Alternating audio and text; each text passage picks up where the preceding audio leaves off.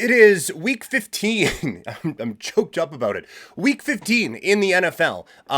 Somehow this season has just flown by, but here we are. So full breakdown. Haven't been able to do this in a couple of weeks. So excited to run through this all with you guys here. First swig of coffee for the working man. That was right in all of your ears, and I apologize. That was worse. Okay, Thursday Night Football. San Francisco 49ers taking on the LA Rams. Niners favored by 3 points, the total fluctuating between 48.5 and 51.5. And this is one, hello Toxic. This is one where a week, just in general, I would say, if you are into the sports wagering phenomenon, shop around. I cannot remember a time where I saw so much variance in the lines this week. There was one game on here, I forget which one it was, where both teams, you could get them at plus points. You could get both teams as the underdog. So there's a lot of variance everywhere. So we are fully going to take advantage of this on here today. But let's just run through here. So you have the LA Rams still competing for a playoff spot. You have the San Francisco 49ers still desperately holding on to a thought that they could also compete for a playoff spot. I did not realize how much having a white background on a thing lit up the screen there. But this is a really, really important game on Thursday night, and can run through the stats. Both of these teams actually doing all right. San Francisco, we have kind of dubbed it the season from hell for them and all of that, but they are still 7th in DVOA right now, which is a metric that measures efficiency and also does weight games in the back part more than the front part. I'm not smart enough to figure out how they do it, but they do that. So they're 7th in that. Offensively, they're 10th in EPA per play, which, just a quick summary, you get, each drive has an assumed amount of points that you're going to get based on statistical averages and stuff like that. So if you start at your own 10-yard line, you're not assumed to get many points.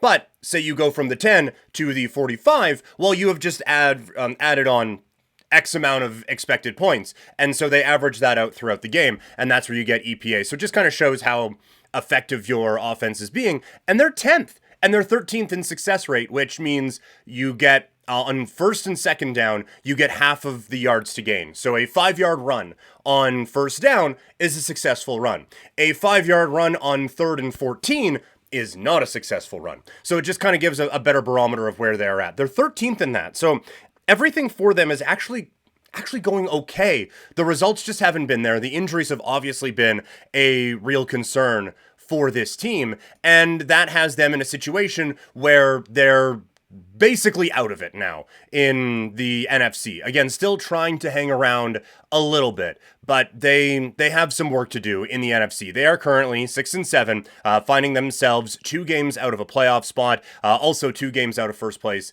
in their division, while the Rams 1 game out of both of those things. So this is a monster game. The one thing I will say is it does feel like McVay has a bit of an edge on Kyle Shanahan. And I think on these Thursday night games, we have seen a lot where the better coaches tend to win out. And personally, I just feel like McVay is a better coach than Kyle Shanahan right now. So I think that's where the edge in this game goes. I like the Rams +3 in this spot. The total is tantalizing at 48.5. Thinking that I might be able to go over that, but Thursday's games can get a little weird sometimes, so we'll just go with the plus the points there. From a fantasy perspective, I think you're starting your studs on both sides. I mean, it's a fantasy playoffs. You're starting your studs on all sides, unless you're toxic, then don't start any of them. To really try to win with honor and win with just bench players the whole time. I might be playing him this week. But yeah, start your studs. I think you can trust Matthew Stafford, and I think you can trust Brock Purdy in this game. Defensively, these two teams struggle. The Rams are 29th in defensive EPA per dropback, while the 49ers defense is middle of the road, 16th in defensive EPA per play and 22nd in defensive success rate. So these are defenses that you can have some success against. And so I think both quarterbacks are plays that you can trust this week. You are absolutely trusting whatever San Francisco running back gets in there. It sounds like Garendo is actually going to give it a go. So I think you can trust that. San Francisco 28th in defensive EPA per rush. So I think Garendo actually has a pretty decent game here. And I think Jawan Jennings is someone you can trust. I wouldn't put him in the studs category, but I think that is someone that if you have him on your team, that's when you're going to try to work into the lineup this week. Moving to Sunday's action. And again, yes, shout out Toxic. Facing me this week and probably going to just obliterate me in the fantasy playoffs. But it's the Dallas Cowboys taking on the Carolina Panthers. For the first time in Bryce Young's career, he's going into a game as a favorite, as the Panthers are favored by 4.5 points total, fluctuating between 40.5 and 42.5. Both these teams are very bad at football. I look, Carolina has been playing a lot better, and that gives you, I think, some confidence that they can, maybe hang around in this. But let's not mistake anything. They aren't playing good. Like, they're not a good football team. Sorry. They are playing well, but they're not a good football team. So let's not mistake that here. And I feel like while, yes, it's a better story out there in Carolina, in Dallas, everything has just crumbled apart. And so the burden of expectations is hilarious right now. You have Carolina at 3-10.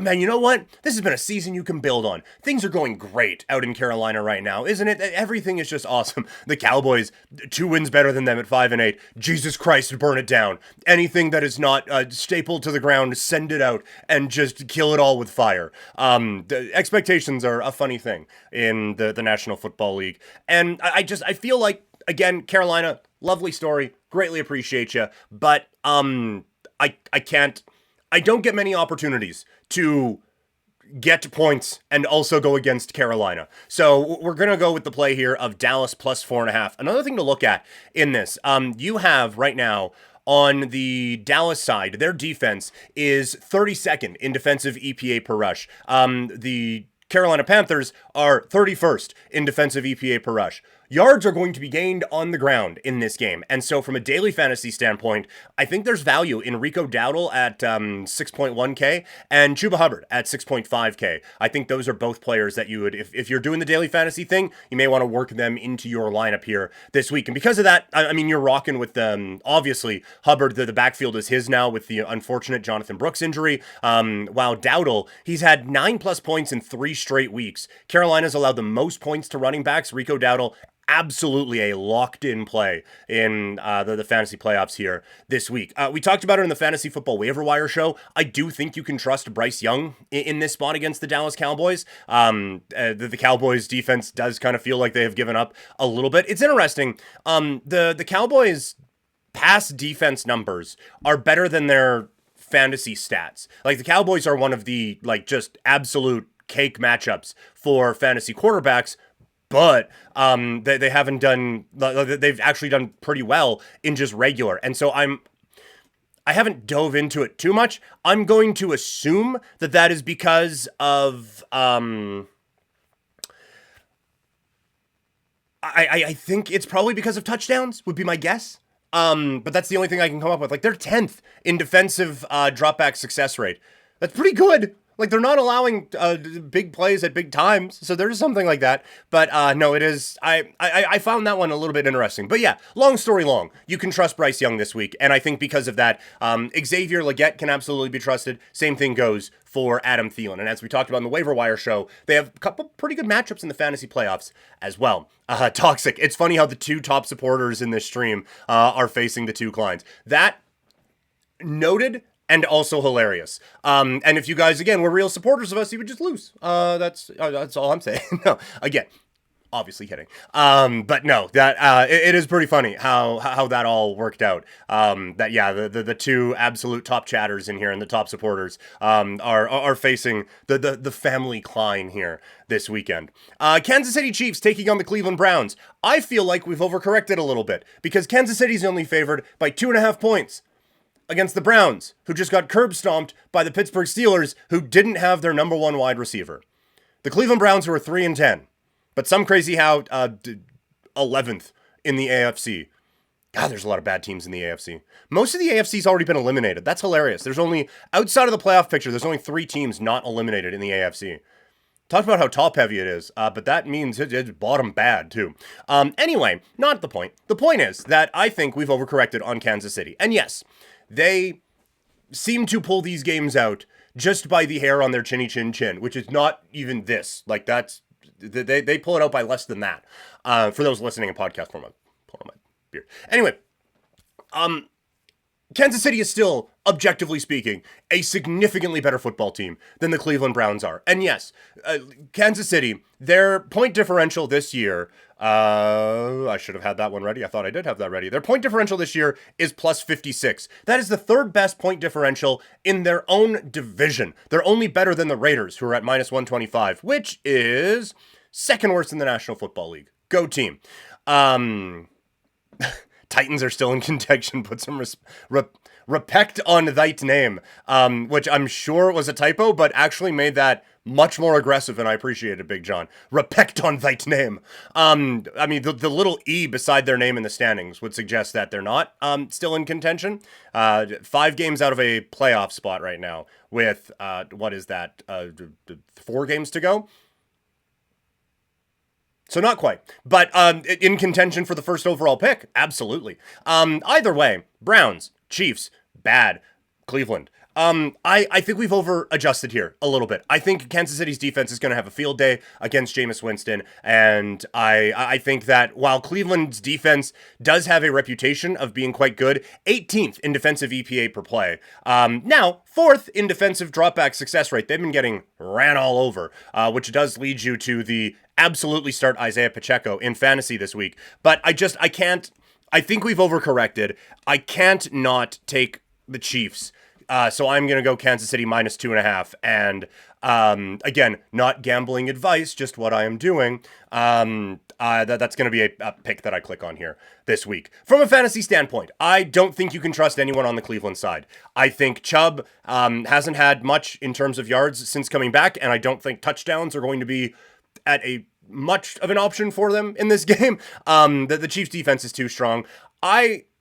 I'm not sure that I super trust Mahomes in the fantasy playoffs. If you've got here with him, then I guess keep rolling with it. But it hasn't really been great for him the last little while. Pacheco is the one to trust here, and I think you can get a few yards on this defense. And then you're probably stuck starting Travis Kelce at this point. Miami taking on the Houston Texans. You have the Texans currently favored by 2.5 points right now. The total sitting around 46 and 46.5 and 49. Don't worry about the spelling. I truly think we've stumbled upon a real strong, aggressive chant at people now. This is a really interesting matchup because on the one hand, you have Miami, who has been playing better football as of late, but against teams that I wouldn't categorize as good. The Houston Texans have not been playing very good football as of late against anybody. And so I don't really... on the surface, you would think, okay, Miami. But I feel like Houston is still a better team than the ones that we have seen Miami have some success against. The Dolphins still 23rd in DVOA. And defensively, the numbers are really, really tough for them. Defensively, I mean, not really tough. They're middle of the pack. They're 15th in defensive EPA per play, 17th in defensive success rate. And that was one of the things that you could kind of hang your hat on last year. You haven't really been able to do that with this group this year. The Texans have had some struggles, but Joe Mixon being in there and just being able to run the ball has been very good for kind of helping this offense stabilize a little bit. I am going to go Texans minus 2.5. I do think that, again, Miami has had some upward mobility in the last little bit, but this is just a step too far, in my opinion. I don't think they're as good as the Houston Texans. On a fantasy standpoint, Houston's defense, again, looking all right.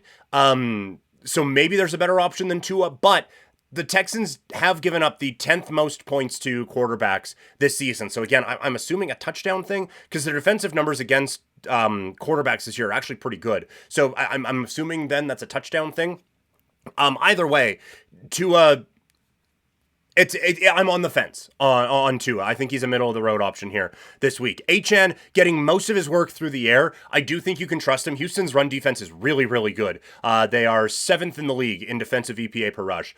So they've done a really good job of limiting some of those big plays, but a lot of Achane's work has come in the passing game, and I think he's still going to have some value there this week. The Jonnu Smith one scares me to death because he ends up having a good game last week. Literally watching all that, literally all of it came in overtime. Like 100% of that came in overtime. If the New York Jets knew what they were doing and were able to ice that game away in the fourth quarter, Jonnu Smith has a giant goose egg, and he's the number one drop in fantasy going into the playoffs if you happened to make it with him. Instead, he puts up all of those points in overtime. And so odds are, like, I don't do a ton of tight end fantasy stuff on here because tight end sucks. And if you have one, you're keeping them, right? Like, we are basically just rolling the dice every week at this position with almost everyone. Like, there are very few that you feel super confident in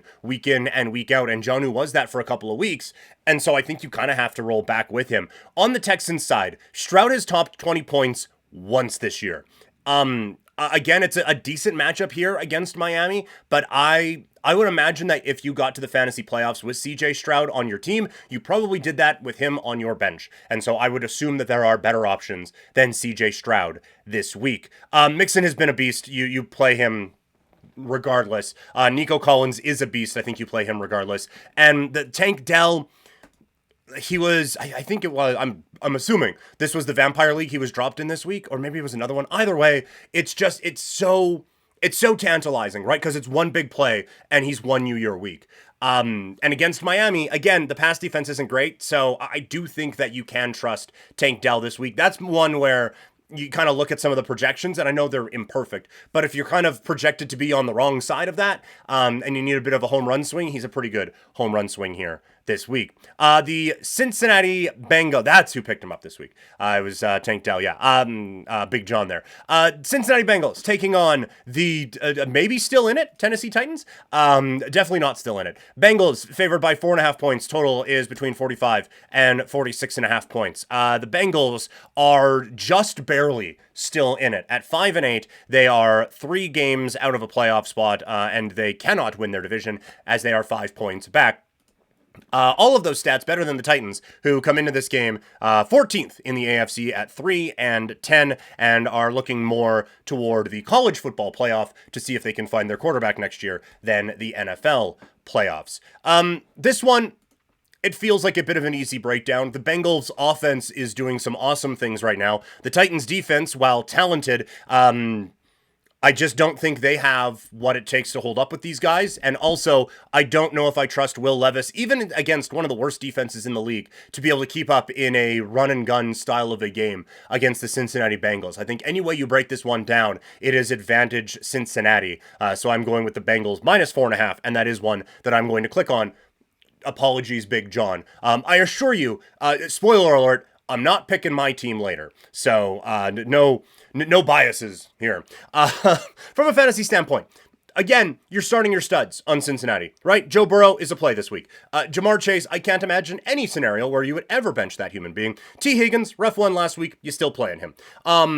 On the Titans side, Pollard 13 points in 2 of his last 3 games. I do think you can roll with him a little bit. Cincinnati has struggled against the run defensively, 30th in defensive EPA per rush and 31st in defensive rush success rate. So you can run on them in all situations and have some success. The one thing I worry about with Pollard is that the 2 games that he's done well in that 13 points in 2 of the last 3, those were both either close games or a Titan win.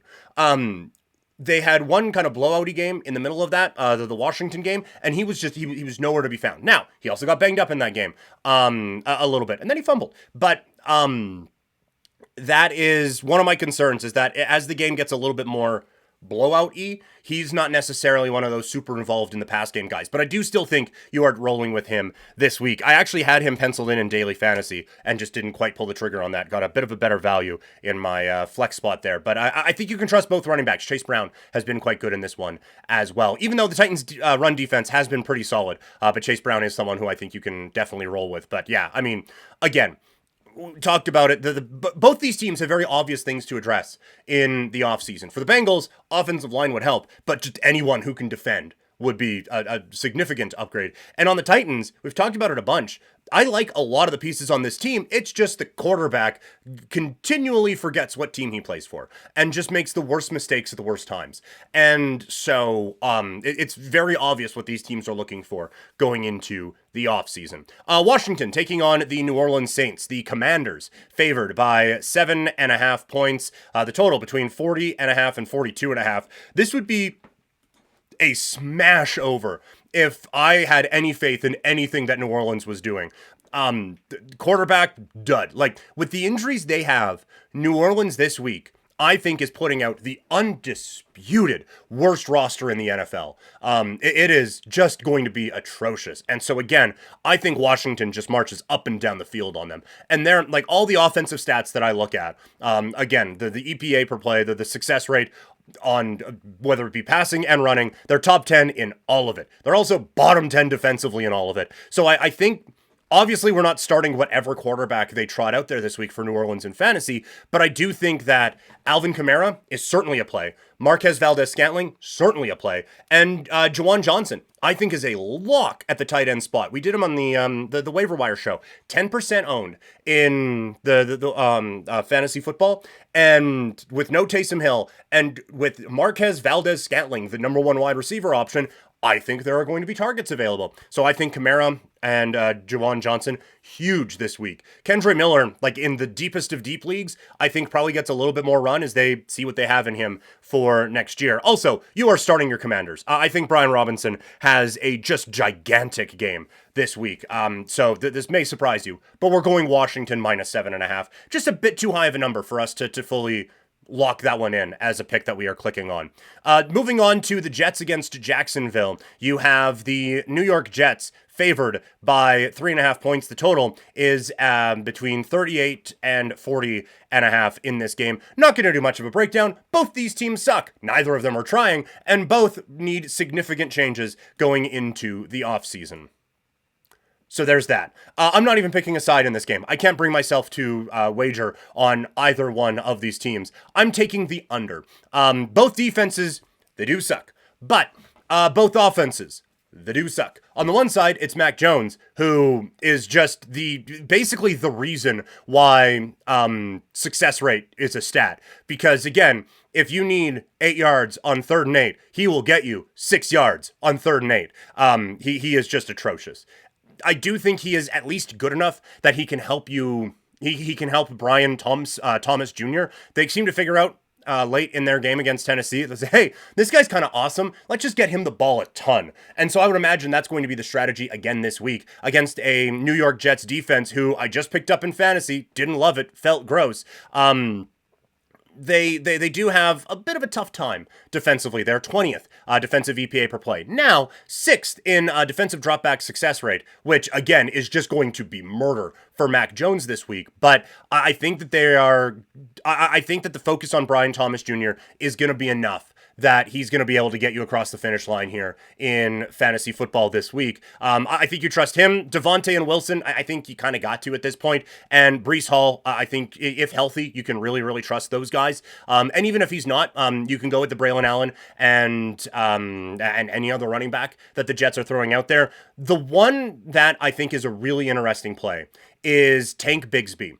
That backfield is certainly a split, but he got a bunch of carries last week against the Titans. I think he's a pretty good home run swing here this week. 18 carries, 2 targets last week against the Jets run defense that has struggled this year. 23rd in defensive EPA per rush, 25th in defensive rush success rate. So I think Bigsby actually has a pretty big game in this spot. So my official picks, and these are ones I'm clicking on, I'm going under 40.5, and I'm going Tank Bigsby over 48.5 rushing yards for the week. Moving on, it is the Baltimore Ravens taking on the New York Giants. Ravens favored by 14.5 with the total between 40 and 42.5. So the Ravens are favored by 14 and we're only expected to get 40 points in this football game. That doesn't leave a whole lot of room for the New York Giants to score any points. And they probably won't. This is just such a bad offense for the Giants. And I like their defense. I have been under the assumption that this defense is actually, talented and pretty good. But then you look at the numbers and holy hell, man, 23rd in defensive EPA per play, 20th in defensive success rate, 23rd in EPA per dropback, and 23rd in defensive rush success rate. That last one, they are going to get killed on the ground in this game. And if the Ravens fancy it, through the air as well. This one is the easiest breakdown we will have. You are starting your Ravens. You are starting none of your Giants except for Malik Neighbors. I'm 14.5 is too many points, although I could see that being definitely the case. But I am going to go under 42.5. And look, I think the Ravens could put up 40 in this game, and we still hit under 42.5. That's where I think the Giants' offense is at this point. So I think the Ravens, they probably cover in this one, but just for my own pick's sake, we're going to go with the under 42.5. Up next, really interesting matchup as the Pittsburgh Steelers take on the Eagles of Philadelphia. A monster game here. If the Steelers, any shot of getting first in the conference seems out the window now, unless Kansas City really falters. Now, these two teams do play each other, Pittsburgh and Kansas City, a little bit later on this year. So that's going to be a really big matchup. But they're tied right now with the Buffalo Bills for second in the AFC. And now that used to be a big thing a couple of years ago. Hate that it's not still, but whatevs. But that is going to be very important, that spot right now, because you are getting one of the AFC West teams in the first round of the playoffs there. And right now, that's like right now, 2 versus 7, you're facing the Broncos. That feels like a good matchup to me, even though the Broncos are certainly improved, and we'll talk about in a second. But that feels like a pretty good matchup. And then a potential home field advantage in the second round against probably whichever of the Bills or Steelers doesn't get that one. So a really, really big matchup and a really, really big game. On the Philadelphia side, they are still very much in contention for top spot in the NFC if the Detroit Lions ever lose again. Right now, again, if the playoffs were to start today, it'd be the Eagles against the Commanders in the first round. That would be intriguing, I would say. Both these teams just have the slightest of red flags for me. They've both been playing really good football. The Steelers, 12th in DVOA. The Eagles are 5th. On the Pittsburgh side, they did put a beat down on the Cleveland Browns last week, and we're all very impressed. But that offense doesn't look very good without George Pickens, and it sounds like he's going to be out for a couple more weeks. And so I just worry about what this offense is going to look like against the Philadelphia Eagles. And this defense, maligned as it may be, they can stop themselves a run. And so I think it's going to be a lot on Russell Wilson to try to create with some passing options that just aren't as good as they need to be. So that's my concern on the Pittsburgh side. On the Philadelphia side, it's the needless drama that we have had around this team. And again, like they've won, 8 in a row now, I believe it is. It's a lot. And we still have concerns, right? Like we still can't fully buy in. Sorry, 9 in a row. They were 2-2 and now they're 11-2. That's very good. And it should be a team that we're buying into, with the small exception that we saw this exactly a year ago and it all fell apart. And now you are having these locker room rumblings and it's this, oh, well, AJ Brown and Jalen Hurts used to be tight, but now, I don't know. And there's this little infighting going on and all of this. And it feels like, again, things are starting to crumble out in Philadelphia. And I have exactly zero confidence that their leader, Nick Sirianni, is going to be able to hold this thing up. So I have real concerns on both sides in this game. I still think that Philadelphia is talented enough that they're going to be able to get through this one. I just don't think Pittsburgh on the offensive side can move the ball efficiently enough to get things done here against the Eagles. So I am going Philadelphia -4.5 in this game. I had it as a pick that I was clicking before. I'm actually gonna unhighlight that and just kind of scratch that off. Oh, I didn't actually write that down. Smart of me. Because I don't trust this one, but I think we're going to learn a lot about both of these teams here today. From a fantasy football standpoint, the Eagles, like you're even with the infighting, you are starting AJ Brown, Devonta Smith, if healthy, is a start always. Saquon Barkley, breaking news. You're playing him this week. And I think Jalen Hurts, obviously you're probably playing him as well. On the Pittsburgh side, I don't think that I trust Russell Wilson this week. Pat Freiermuth, you are always rolling with a tight end, unless you have a better one. But again, he's a tight end, and as we talked about that before, you just start whichever one you have and hope that they trip into the end zone. Harris is kind of the only one that I'm trusting. Even Jaylen Warren against an Eagles defense that's been really, really good this year. I don't know if that's one that I'm necessarily going with because they seem to be a little hesitant on giving him too much volume. So not much on the Pittsburgh side of things in terms of fantasy plays here this week. Indianapolis taking on the Denver Broncos. Broncos favored by 2.5. Total in this game between 44.5 and 46.5. I have been as negative on the Broncos as I think almost anyone. And even I have to admit, they're pretty good. They're 10th now in DVOA. Offensive numbers, when you look at the fancy stats we've been talking about, little middle of the roadish. But the defense, I have not given enough credit to this defense. They have been so very good. Where on the Colts side, like nothing has really stood out. They'll have these big, exciting plays, and that'll be great. I don't think you get that against Denver.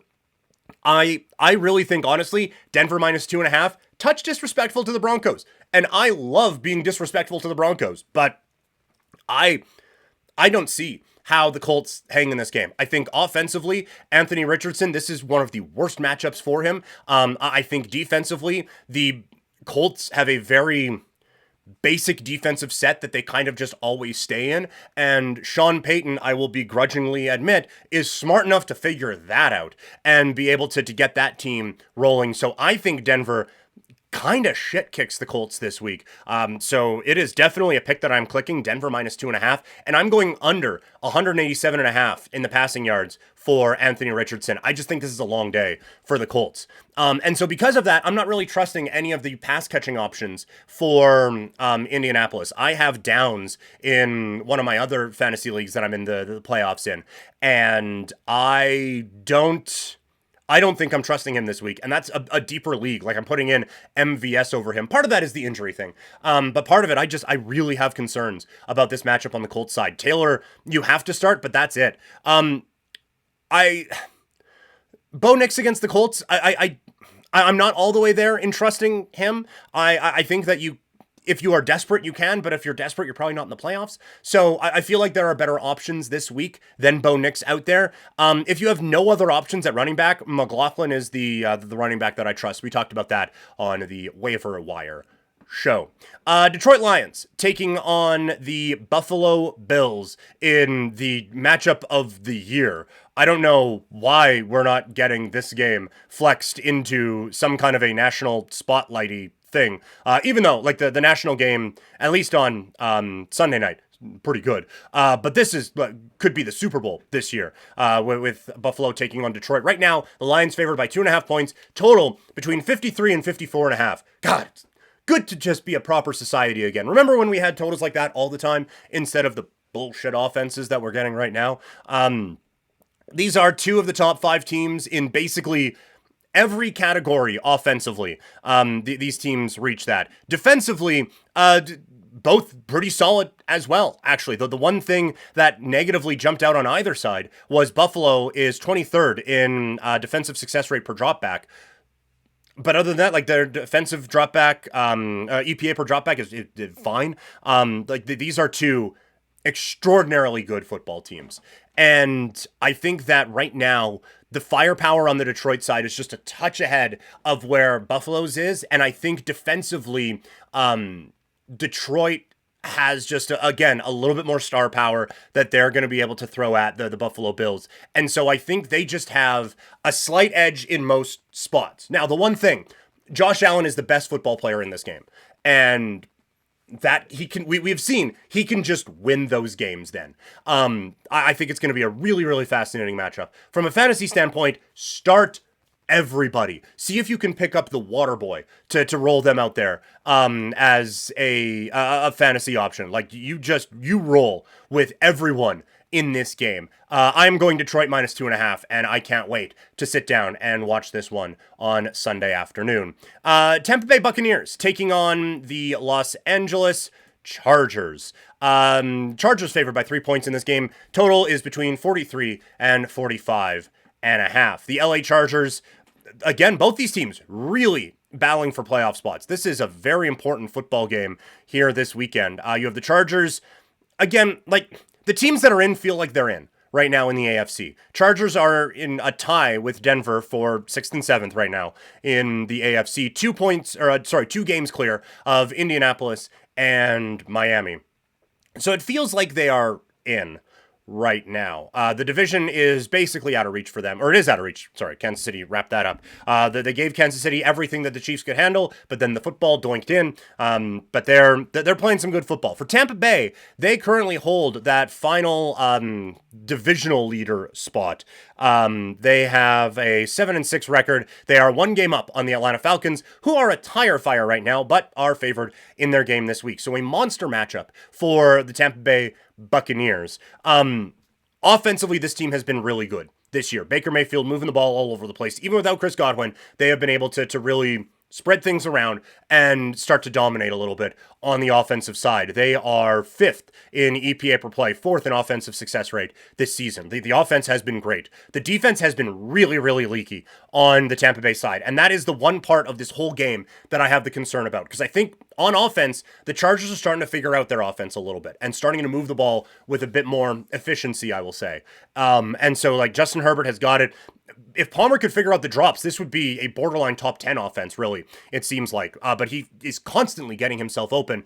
And against that Tampa Bay secondary, I think that that's going to be a real good matchup. And then the Chargers defense is obviously spectacular. They are 6th in the league in defensive EPA per play right now. This defense is really, really good. And so I think they're going to be able to get the stops when they need. And I just don't trust that Tampa Bay is going to be able to.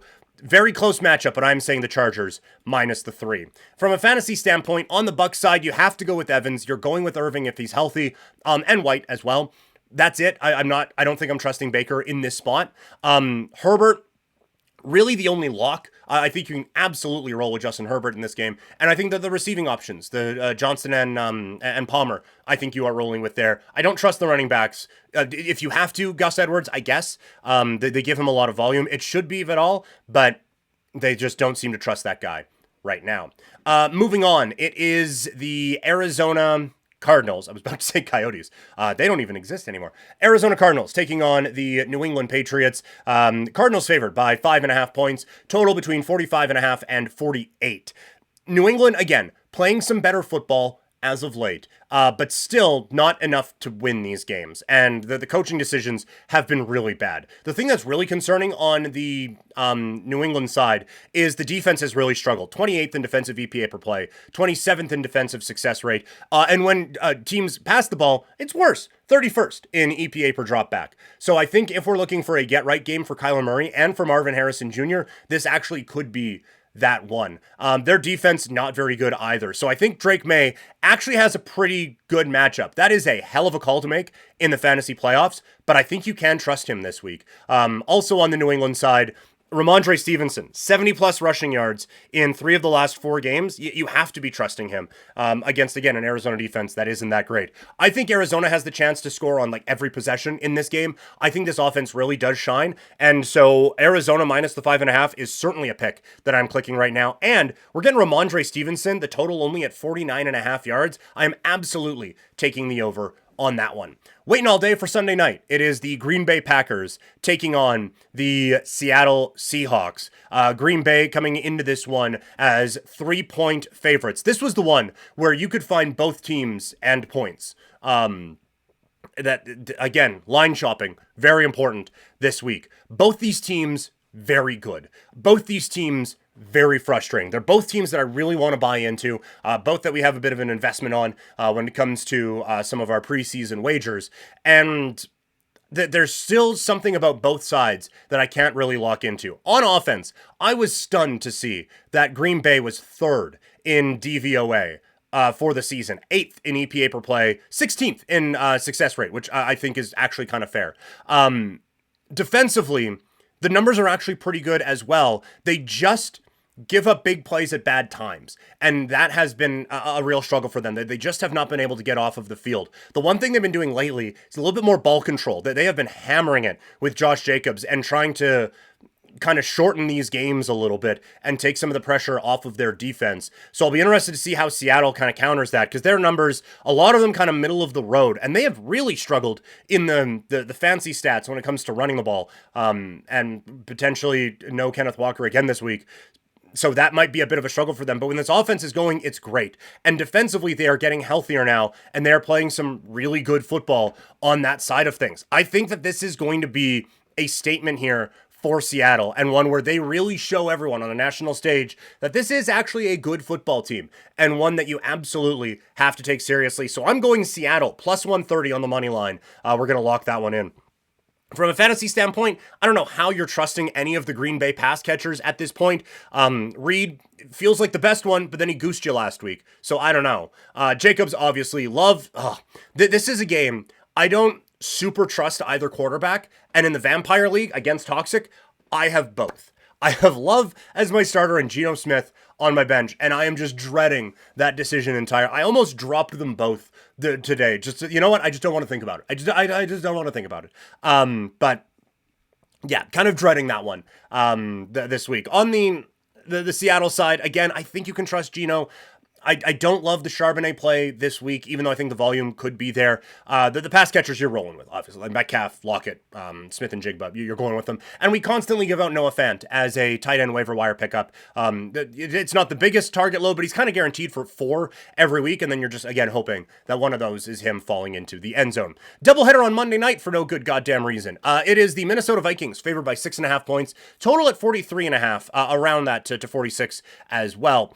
The Bears are just playing some bad football right now.